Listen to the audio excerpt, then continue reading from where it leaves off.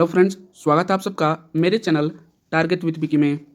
तो आज हम देखने वाले हैं ब्रिटिश सत्ता का विकास। यह पार्ट 2 है। पार्ट 1 मैंने अपलोड कर दिया हुआ है। यदि आपने वह वीडियो नहीं देखा है तो वह वीडियो चैनल के प्ले लिस्ट में जाके देख सकते हैं। तो चलिए, इसमें हम देखने वाले हैं टॉप 15 प्रश्न। तो चलिए वीडियो को शुरू करते हैं। फर्स्ट क्वेश्चन है, भारत में निम्न वायसरायों में से किसके काल में Indian penal code, civil procedure code और क्रिमिनल प्रोसीजर कोड पारित किए गए हैं? आपको मिलते हैं 3 सेकेंड। सही आंसर है लॉर्ड कैनिंग। लॉर्ड कैनिंग के शासनकाल में ही Indian penal code, civil procedure code और क्रिमिनल प्रोसीजर कोड जो न्यायिक सुधारों के अंतर्गत पारित किए गए थे। बढ़ते हैं नेक्स्ट क्वेश्चन की तरफ। निम्नलिखित में से ब्रिटिश सरकार का वह गवर्नर जनरल कौन था जिसने भारत में डाक टिकट शुरू किए थे? यह CPO-SI 2003 में पूछा हुआ प्रश्न है। सही आंसर है लॉर्ड डलहौजी। लॉर्ड डलहौजी ने ही भारत में डाक टिकट की शुरुआत की थी। 1852 में लॉर्ड डलहौजी ने डाक टिकट की शुरुआत की थी।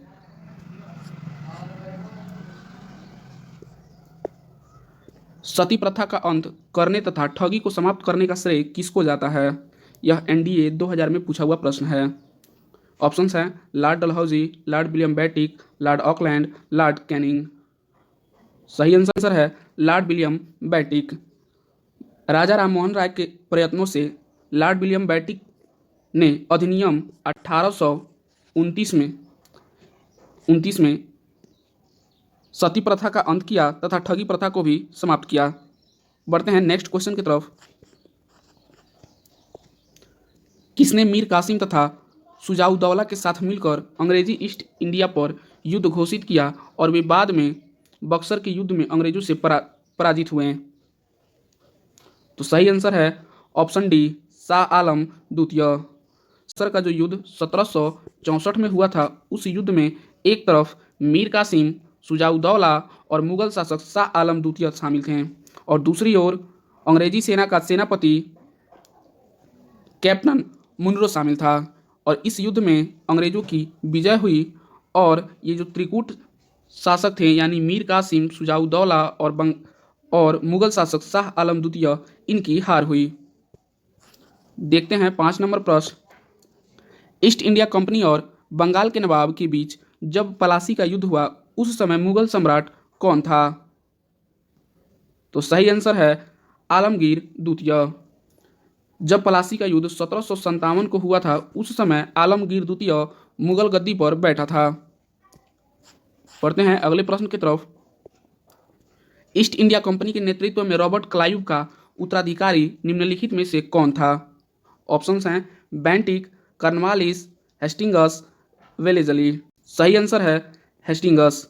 रॉबर्ट क्लाइव के बाद उसका उत्तराधिकारी लॉर्ड हेस्टिंगस हुआ। बढ़ते हैं नेक्स्ट क्वेश्चन की तरफ। काल कोठरी या जिसे ब्लैक होल की नाम से भी जानते हैं, तो यह काल कोठरी की घटना जिसमें कुल 146 में से 123 लोग एक छोटी कोठरी में बंद कर दिए जाने के कारण मारे गए थे, ठीक है, कहाँ घटी थी? ऑप्शंस हैं मुर्शिदाबाद, ढाका, मुंगेर, कलकत्ता। तो सही आंसर है कलकत्ता। कलकत्ता में ही यह ब्लैक होल की घटना घटित हुई थी जिसमें 146 अंग्रेजी बंदियों को, जो अंग्रेज थे, उनको एक कोठरी में बंद कर दिया गया और उस कोठरी की जो लंबाई चौड़ाई थी वह कोठरी 18 फुट लंबी और 14 फुट तथा 10 इंच चौड़ी थी। उसमें कुल 146 अंग्रेजों को बंद कर दिया गया और जब उनको 2 दिन बाद खोला गया तब उसमें से 123 लोगों की मृत्यु हो चुकी थी और उसमें केवल 23 लोग ही जीवित बचे थे, ठीक है। तो इसका सही आंसर है कलकत्ता। और यह सारा जो घटना था ब्लैक होल का घटना, यह बंगाल का जो उस समय नवाब था सिराजुद्दौला, उसी के द्वारा किया गया था। बढ़ते हैं अगले क्वेश्चन की तरफ। किस इतिहासकार ने 1765 ईस्वी से 1772 ईस्वी तक कंपनी के राज्य को, यानी जो 1765 से 1772 ईस्वी में द्वैध शासन जो रहा, उसको डाकुओं का राज की संज्ञा दी है? ऑप्शंस हैं Jadunath Sarkar, option B KM Panikkar, Tarachand, इनमें से कोई नहीं। तो सही आंसर है KM पणिकर। KM पणिकर ने ही 1765 से 1772 में चलने वाले द्वैध शासन को डाकुओं का राज्य की संज्ञा दी है। 1765 में रॉबर्ट क्लाइव ने ही बंगाल में द्वैध शासन की स्थापना की थी। द्वैध शासन की शुरुआत रॉबर्ट क्लाइव ने 1765 में की थी। बढ़ते हैं अगले प्रश्न की तरफ। 9 नंबर प्रश्न है, निम्नलिखित में से किस भारतीय को रॉबर्ट क्लाइव ने बिहार का नायब दीवान नियुक्त किया था? यह देखिए, यह प्रश्न बीपीएससी 2001 में पूछा हुआ है। ऑप्शन है अमीचंद, मनकचंद, राय दुर्लभ, राजा सिताब राय। तो सही आंसर है राजा सिताब राय। रॉबर्ट क्लाइव ने राजा सिताब राय को अवध का नवाब नियुक्त किया था। साथ ही रॉबर्ट क्लाइव ने बंगाल का नवाब मोहम्मद राजा खां को नियुक्त किया था। बढ़ते हैं अगले प्रश्न की तरफ। 10 नंबर प्रश्न है, रणजीत सिंह ने सुप्रसिद्ध कोहिनूर हीरा प्राप्त किया था। यह किससे प्राप्त किया था? यह प्रश्न भी देखिए बीपीएससी 1996 में पूछा गया है। ऑप्शन है शाह शुजा से, जमा शाह से, दोस्त मोहम्मद से या शेर अली से। तो सही आंसर है शाह शुजा से। शाह शुजा से रणजीत सिंह ने यह सुप्रसिद्ध कोहिनूर हीरा प्राप्त किया था। ठीक है, शाह शुजा एक अफगान शासक था और जब नादिर शाह इस कोहिनूर हीरे को लाल किले से चुरा कर ले गया था। ठीक है, बढ़ते हैं अगले प्रश्न की तरफ। ब्रिटिश जनरल जिसने हैदर अली को पोर्टोनोवा के युद्ध में हराया था। ऑप्शन है captain Popham, sir Eyre Coote, sir Hector Munro, general Goddard. तो सही आंसर है सर आयरकूट। सर आयरकूट ने ही पोर्टोनोवा के युद्ध में जो 1781 में मैसूर के शासक हैदर अली और सर आयरकूट के बीच में हुआ था, उस युद्ध में सर आयरकूट ने हैदर अली को पराजित किया था। बढ़ते हैं आगे। सबसे अधिक निर्णायक युद्ध जिसने अंग्रेजों के भारत में प्रभुत्व को स्थापित कर दिया था। ऑप्शन है प्लासी का युद्ध, बक्सर का युद्ध, वांडीवास का युद्ध, पानीपत का तृतीय युद्ध।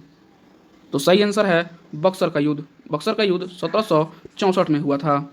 इसी युद्ध के साथ अंग्रेज का भारत में प्रभुत्व स्थापित हो गया। ठीक है, बढ़ते हैं नेक्स्ट क्वेश्चन की तरफ। 1 नवंबर 1858 को महारानी विक्टोरिया का घोषणा पत्र इलाहाबाद में पढ़कर किसने सुनाया था? ऑप्शन है लॉर्ड विलियम बेंटिंक ने, लॉर्ड कैनिंग ने, लॉर्ड बर्नहम ने, लॉर्ड हरकोट बटलर ने। तो सही आंसर है लॉर्ड कैनिंग ने। लॉर्ड कैनिंग ने ही 1 नवंबर 1858 को महारानी विक्टोरिया का जो घोषणा पत्र था वह इलाहाबाद में पढ़कर सुनाया था। सही आंसर है लॉर्ड कैनिंग। रणजीत सिंह किस मिस्र से संबंधित थे? तो सही आंसर है सुकर चकिया मिस्र के राजा रणजीत सिंह और इनके पिता का नाम महासिंह था। ठीक है, 15 नंबर प्रश्न है, किसने अपनी राजधानी मुर्शिदाबाद से मुंगेर स्थानांतरित की? यह यूपीपीसीएस 2004 में पूछा हुआ प्रश्न है। सही आंसर है मीर कासिम। मीर कासिम ने ही अपनी राजधानी मुर्शिदाबाद से मुंगेर स्थापित की थी। ठीक है, वीडियो अच्छा लगा हो तो वीडियो को लाइक करें, शेयर करें और कमेंट करें कि आपका इन 15 प्रश्नों में कितना सही हुआ। धन्यवाद। वीडियो को शेयर जरूर करिएगा।